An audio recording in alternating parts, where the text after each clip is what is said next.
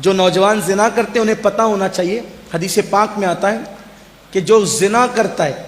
اور پھر نہاتا ہے، غسل کرتا ہے، تو اس کے ہر غسل کے قطرے کے بدلے میں 1 سال کا گناہ اس کے نامہ اعمال میں لکھا جاتا ہے۔ تو جتنے قطرے ہوں گے اتنے سال کا گناہ اس کے نامہ اعمال میں لکھا جائے، اور جتنے قطرے گرتے ہیں زنا کے غسل کے بعد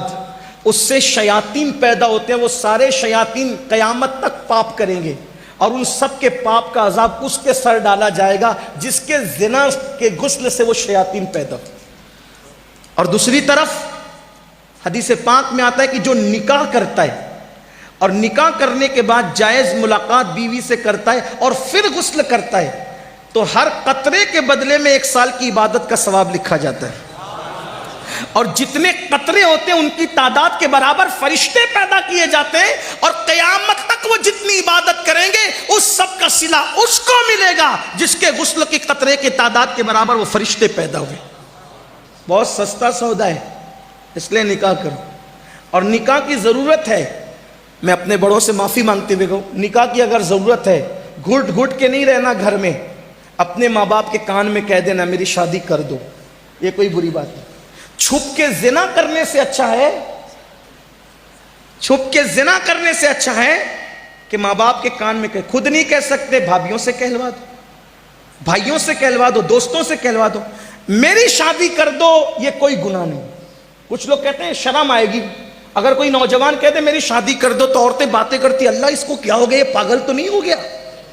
یہ ہمارے خاندان کی روایت تھی، اتنا بدبخت نکلا، اتنا مجرم نکلا، اتنا گندا نکلا، کہہ رہا ہے میری شادی کر دو۔ میری بہن،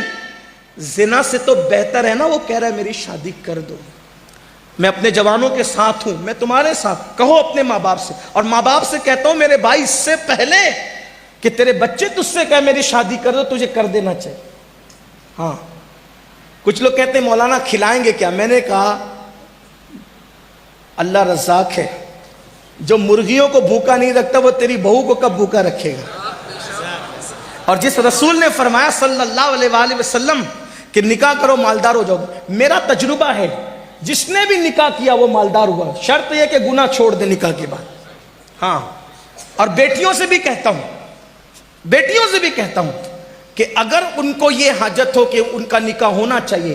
تو وہ کسی کا ہاتھ پکڑ کر بھاگنے کی بجائے وہ شرافت کے ساتھ اپنی ماں کے کان میں کہہ دے کہ میری شادی کر دیجیے،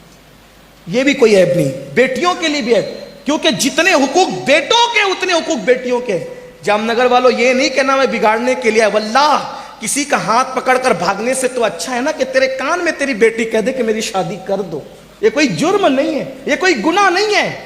اس لیے جہالت کی وادیوں سے نکلو، اسلام میں بہت وسعت ہے، جتنا فری اسلام انسان کو چھوڑتا ہے کوئی نہیں چھوڑتا، جتنا انجوائے اسلام کے پاس ہے